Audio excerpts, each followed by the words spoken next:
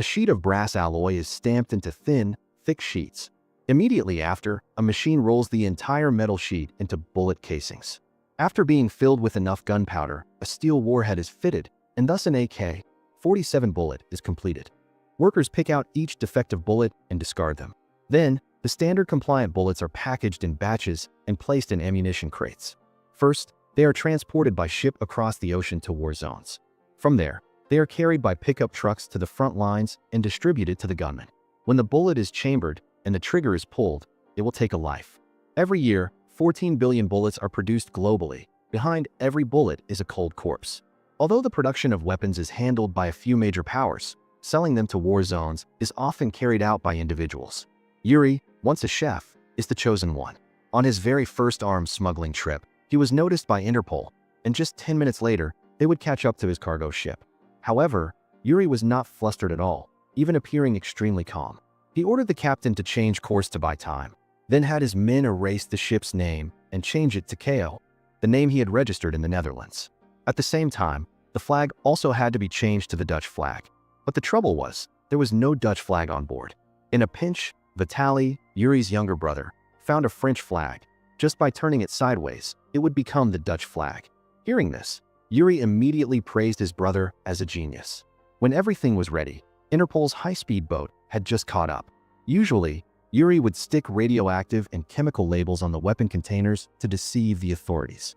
But this time, the leader of the pursuit team was Jack Valentine, Yuri's mortal enemy. The old tricks couldn't fool Jack. He ordered his subordinates to open the container for inspection. However, when the container door opened, only a pile of rotten potatoes came tumbling out. Under the scorching sun, they emitted a pungent, foul smell, their offensive power no different from real chemical radiation. Horrifying, but Yuri knew that wasn't safe enough. He also bribed an intelligence officer to provide false information to Jack at the right moment. With this combined series of actions, Jack had to leave empty-handed, completely unaware that beneath the pile of potatoes was a huge arsenal of M16s. Having just escaped one disaster, Yuri encountered a new problem. When he rushed to the buyer's territory, he was informed that they had no cash and could only trade with contraband. Initially, Yuri flew into a rage and refused, but the other party immediately drew a gun and pointed it straight at him. Vitaly also immediately drew his gun to confront them. But Yuri knew well that when doing business with the devil, one must remain extremely calm. Therefore, even when he was shot, he still chose to endure and prevent his brother from fighting back. What Yuri didn't expect was that Vitaly became addicted after coming into contact with the contraband. Yuri had to personally take Vitaly to a rehabilitation center. But Yuri didn't know that he himself was suffering from another kind of addiction, and that was Eva Fontaine, the hometown beauty queen who captivated him. It turned out that since the age of 10, Yuri had fallen for this woman. Due to his ordinary appearance and even more ordinary family background, he never had a chance to approach his goddess. Until half a year ago, at his family's restaurant, Yuri witnessed a bloody shootout between gangs. That feeling was completely different from watching the news. As bullets whizzed past, life could be snatched away in an instant, and Yuri immediately realized that, compared to food and drink, humans needed guns and ammunition more. They were essential tools for survival. And so, he embarked on the path of arms dealing. Through an introduction, Yuri got acquainted with the Russian mafia and bought his first Uzi submachine gun. To successfully complete this first deal, Yuri had to learn a lot. When meeting the buyer, he began to talk endlessly, detailing the features of the gun. This gun may be small, but its power is not ordinary, and its noise level is extremely low. Even if you emptied the entire magazine into me right now, the sound of the gunshots wouldn't wake the person sleeping in the next room. Hearing this, the buyer immediately loaded the gun and pointed it at Yuri. But Yuri reacted quickly. If you really do that, you won't be able to do big business with me anymore. It must be said that Yuri was born to be an arms dealer, but he had previously wanted to stay away from violence his whole life. Now he understood that he should approach violence, because that is the true instinct of humankind. After all, in the chests of the first primate skeletons, stone arrowheads were found. It's clear that from ancient times to the present, weapons have always been linked to humanity. With a goal in mind, Yuri wanted to pull his brother Vitaly in to join him. Vitaly had always worked as a chef at his parents' restaurant, but the food he cooked was both ugly and terrible. Yuri advised his brother that only a change of career could offer a way out. Initially, Vitaly was unwilling, but under Yuri's persuasion, he finally agreed to join. However, in America, there are more gun sellers than McDonald's. No matter how many gang shootouts there were locally, it was hard to make much money from them.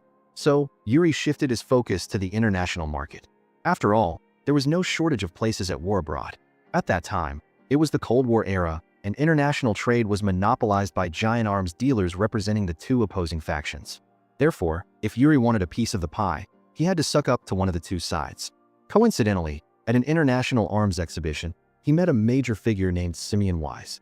Wise was an arms sales representative for several countries at war in Africa. He had supplied weapons to both sides in the Iran-Iraq War, but described himself as a principled bastard. To Yuri's proactive greeting, Wise showed disdain, bluntly rejecting him in front of everyone. He even said that this was no place for amateurs, because Wise fundamentally looked down on Yuri, a small-time, unknown dealer. However, Wise could not have imagined that he would later be crushed under the foot of the very man he scorned. Seeing that the legitimate business path was not viable, Yuri had to choose to operate underground, and soon his career took off. In 1984, after the US military withdrew from Lebanon, they left behind mountains of discarded firearms.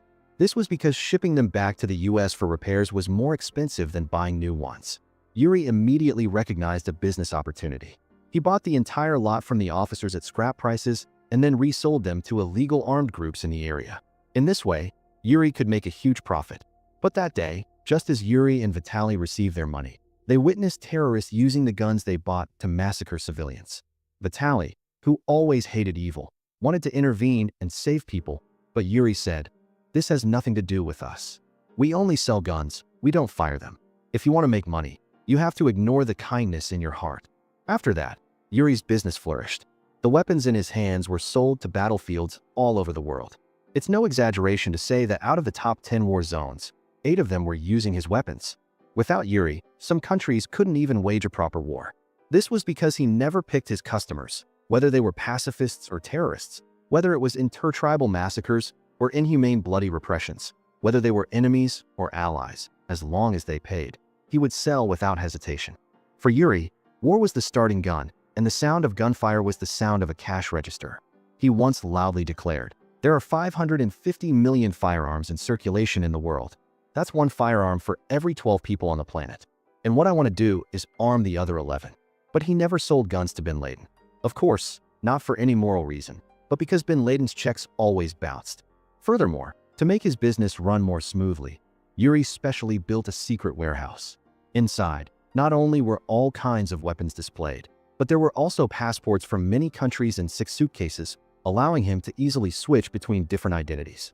Not only that, to avoid surveillance, he also invented all kinds of transaction codes. For example, a rocket launcher was called Mother, a rocket was called Child, and his favorite AK-47 was called the Angel. As his business map expanded across the world, the money in Yuri's pocket grew more and more abundant. This finally gave him enough capital to pursue his goddess, Eva Fontaine. To create an opportunity to be alone with Eva, Yuri first devised a plan to trick her into coming to a seaside hotel. Then, he booked the entire hotel, allowing no outsiders. In a romantic space with just the two of them, it was hard not to meet. Very quickly, they met, got to know each other, and learned about one another. Then, to achieve his romantic goals, Yuri once again spent lavishly, renting a private jet and even paying to have his name painted on it. Just like that, under the influence of the superpower of money, Yuri and his goddess made a shockwave in the sky, right on the private jet. Soon after, the two married and became husband and wife. But only Yuri truly understood the troubles of marrying a goddess, because to keep Eva's heart, one must always have money. But before that, in pursuing her, he had nearly gone bankrupt. Now, with no deals for months, Yuri could only rely on credit cards to barely maintain his glamorous facade. Fortunately, the collapse of the Soviet Union in 1991 helped him once again sniff out a huge business opportunity. Yuri immediately set off for his homeland, Ukraine, because during the Cold War, it was a strategically important location. The Soviet Red Army had stationed at least 1 million troops there, and the end of the Cold War meant that the entire arsenal was now scrap metal. Moreover, since the fall of the Berlin Wall, soldiers were no longer receiving their salaries, so they were also very willing to sell weapons privately. Upon arriving in Ukraine, Yuri immediately sought out his uncle, Dmitry, a military general. Under Dmitry's guidance, Yuri witnessed the most powerful arsenal in history. Here, there were not only tens of thousands of guns, but also missiles, mortars, mines, armored personnel carriers, and even tanks and helicopters for an entire army. However, with such a great business opportunity, there was certainly no shortage of covetous competitors, among them Simeon Wise, the man who had once looked down on Yuri. The only difference was that this time, it was Wise who proposed a partnership with Yuri. But Yuri also decisively refused, just as Wise had once done to him. He even arrogantly said, "Before, I took the initiative to talk to you, and you acted scornful. Now I'm on a level you can't reach." This statement was tantamount to a declaration of war. A dangerous fire immediately flashed in the eyes of both men. 2 days later, Wise visited the military base again, wanting to negotiate directly with Dmitri. He was refused once more, because Dmitri also understood the principle of not letting wealth flow to outsiders. To show his gratitude, Yuri gifted Dmitri a newly bought Rolls-Royce. But when Dmitri excitedly took it for a test drive, the car exploded, taking his life, his body blown to pieces. Yuri understood that the bomb was meant for him. Dmitri was just the unlucky one who died in his place. Facing death so closely for the first time plunged Yuri into extreme fear, but it did not make him give up the arms trade. In fact, to make even more money, Yuri went to Africa. Because in the past 10 years, 11 wars involving 23 countries had taken place there. For arms dealers, this place was nothing short of paradise, and Yuri's main target was Liberia. But as soon as he set foot there, he was stopped by the son of a general, a young master brandishing a golden Alaska. With the principle that doing business with anyone is making money, Yuri got into the young master's car. He was then taken to a magnificent palace, completely out of place in the dilapidated, filthy landscape of this land. Here, Yuri met André Baptiste, a self-proclaimed president. André Baptiste was known as a maniacal murderer with brutal methods for eliminating his enemies. But when facing him, Yuri showed no fear. He calmly introduced the various types of guns as usual. But as Yuri was talking animatedly, André showed him firsthand the brutality of an African warlord. He put a bullet in a revolver, pointed it at a soldier, and pulled the trigger without hesitation. As an arms dealer, Yuri was scared out of his wits. "Why did you do that?" "Because I can." Fortunately, just a second later, Yuri regained his composure. He feigned anger and said, "You've used this gun, so you have to buy it. Otherwise, it will be hard for me to sell it later." André was not angry, but rather very amused by Yuri's arrogant attitude. And so, the two reached a cooperation agreement. Afterward, André's son took Yuri to a shabby 2-star hotel, where 2 beautiful girls were already arranged in the room.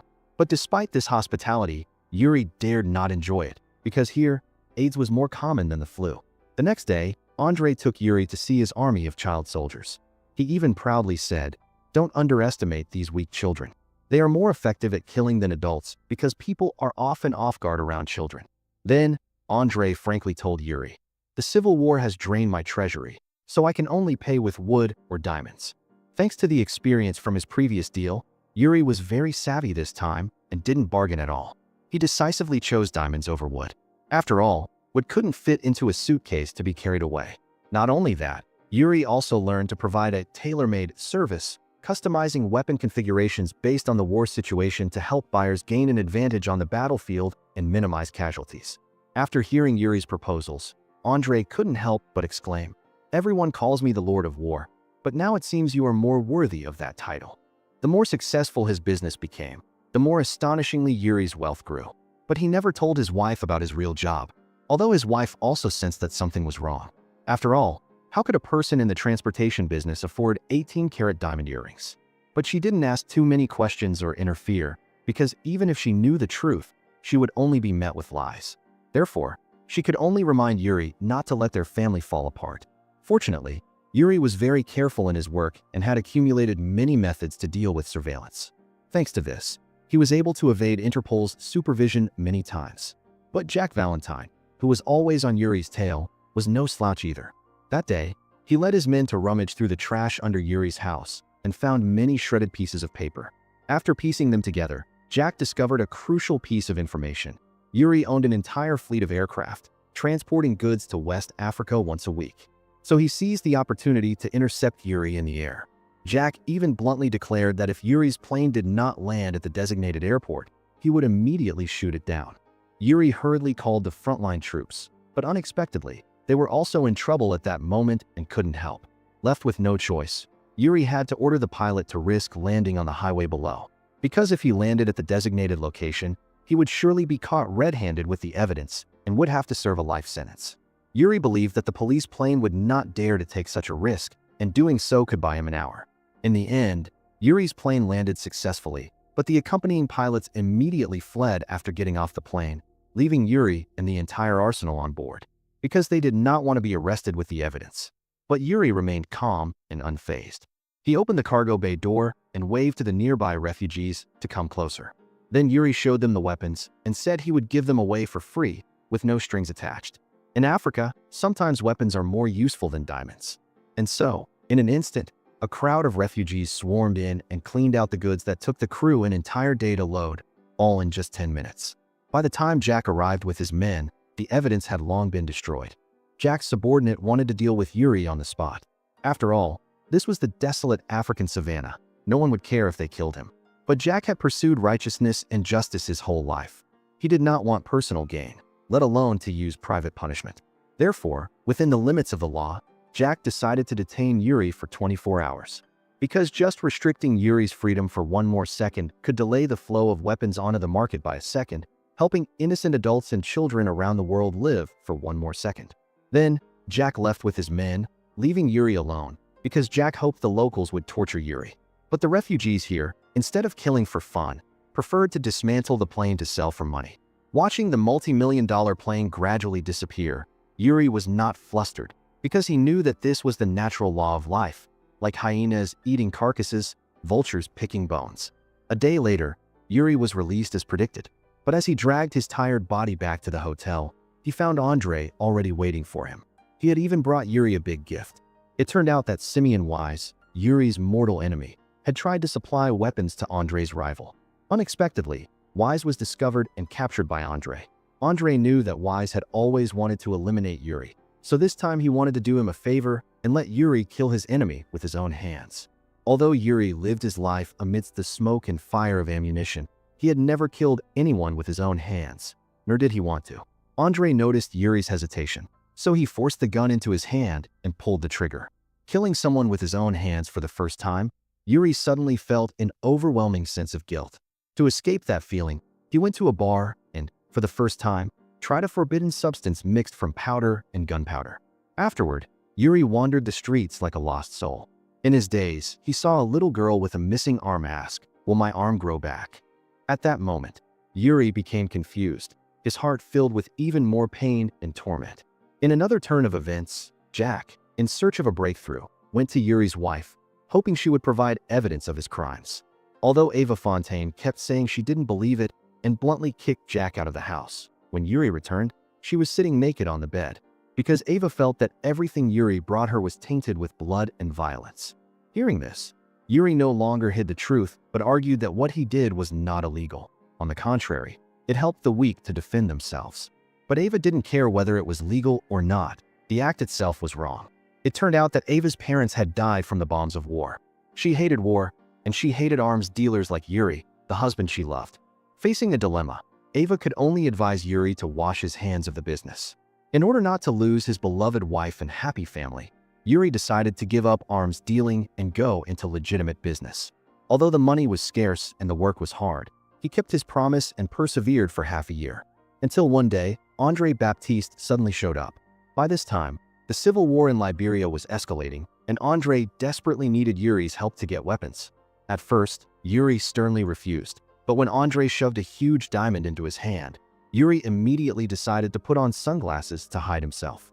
Not only because the money he had earned in the past 6 months was less than what he made in this half-minute conversation, but also because it was only in the arms smuggling business that Yuri could find his self-worth and unleash his talent. So that his wife would not be suspicious, Yuri used the excuse of a business trip for a few days, but promised to be home by Sunday to go to the beach with the family.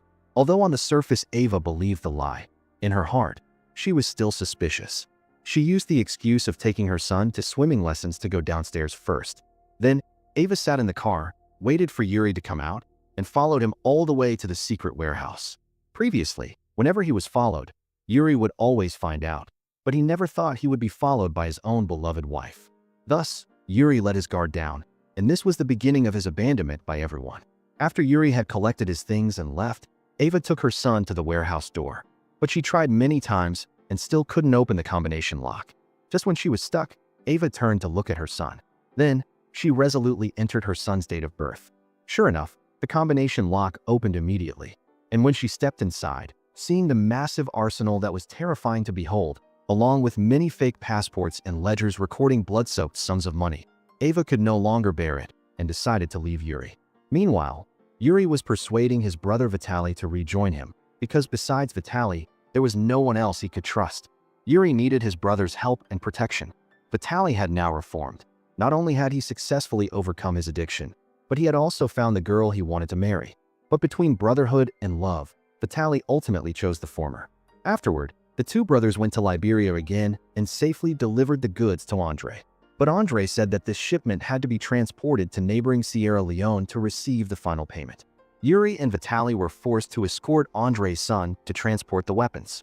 But along the way, Andre's son massacred indiscriminately, shamelessly calling himself a freedom fighter. But the freest people are often the ones who take away the freedom of others. While dealing with these savages, Vitaly witnessed the brutal murder of an innocent mother and child.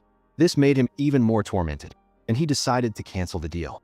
Because once these brutal people had guns in their hands, they would commit even more inhumane massacres. Vitaly could not be their accomplice, but Yuri advised him as he had before. This has nothing to do with us, nor did we start this war. Besides, if we don't sell to them today, another arms dealer will sell to them tomorrow. Hearing this, Vitaly realized Yuri had lost his soul, so he chose an extreme form of resistance. Vitaly took 2 grenades, pulled the safety pins, and recklessly threw them at the truck full of weapons. But before he could get to the second truck, Vitaly was shot by a soldier. Even as he fell, he was unwilling to give up, trying to pull the pin of the last grenade in his hand to cleanse this filthy society. But Yuri stood before him, crying as he reinserted the safety pin. Vitaly closed his eyes and passed away with resentment. Despite losing a loved one, despite the overwhelming pain, Yuri continued to complete the transaction because whether he continued or not, the dead could not come back. Due to the loss of half the weapons, Yuri only received half the diamonds as originally agreed. After the transaction was completed, a massacre immediately broke out. But Yuri felt no shame, because he believed that even without his weapons, this country had already seen many massacres. At that moment, Yuri felt he had become just like Andre. Afterward, to leave no evidence or trace, Yuri paid a Liberian doctor $20 to remove all the bullets from Vitaly's body and forge a death certificate with the cause of death as heart failure. But perhaps because the payment was not enough or the doctor's skills were poor, one bullet remained in Vitaly's body. It was this bullet, along with Ava's testimony, that led to Yuri's arrest and detention as soon as he returned to the country. During his detention, Yuri called his wife and parents. But Ava had left with their son, and his parents, overwhelmed with grief, disowned him. At this point, Yuri was completely abandoned by everyone. But when Jack Valentine presented all the evidence to question Yuri and told him he could face a life sentence, Yuri showed no fear. Because he knew that the biggest arms dealer in the world was Jack's big boss, or in other words, the President of the United States. The amount of weapons he sold in one day was more than what Yuri sold in a whole year. And to be able to continuously make money from selling weapons, the president needed smugglers like Yuri to transport weapons to enemy nations, causing wars. At first, Jack couldn't believe that the country he had always been loyal to was so dirty and cruel. But soon after, he received the answer from his direct superior. In the end, Yuri was not only set free, but was also given a suitcase of money as compensation for his arrest. He then continued his work in the black market arms trade, transporting weapons all over the world. Lord of War, directed by Andrew Niccol and starring Nicolas Cage, is a drama film released in 2005. The film is adapted from true events. During filming, the crew used over 3,000 real AK-47s. The first reason was that prop guns were more expensive than real guns. The second reason was that they received generous support from arms dealers. The row of tanks in the film was also real, and that row of tanks belonged to a Czech merchant. When filming this scene, to avoid any misunderstanding, the film crew notified NATO in advance. In the eyes of ordinary people, Yuri is a true merchant of death, because wherever he goes, war breaks out. Wherever he goes, bodies are strewn about. But Yuri feels no guilt for this. Even though his wife, children, and parents disowned him for it, even though his innocent brother died unjustly, he refused to give up the arms trade. Because in Yuri's perception, a weapon is just a tool. As long as he doesn't pull the trigger, doesn't force others to fight, then no matter how many people die, it has nothing to do with him. Moreover, if he doesn't do it, someone else will. The world won't change because of his actions alone. Yuri once said, "The world will eventually be inherited by the arms dealers because everyone else is too busy killing each other." And the secret to survival is to never go to war, especially with yourself. Yuri's greatest strength is that once he decides on something, whether it's a person or a matter, he will not change. Just like the girl who made his heart flutter at first sight 10 years ago. 10 years later, he still cherishes and loves her just the same. After embarking on the path of arms dealing, no matter what obstacles he encountered, Yuri never doubted or struggled with himself. In this respect, Jack is just like him. Both are steadfast in their principles. Both are loyal to their inner selves. Unlike Vitaly, Yuri's brother, who always struggled with himself, he could neither decisively choose a peaceful life nor completely refuse the temptation of money, leaving his inner self in constant turmoil. Vitaly even tried to escape reality with illicit substances.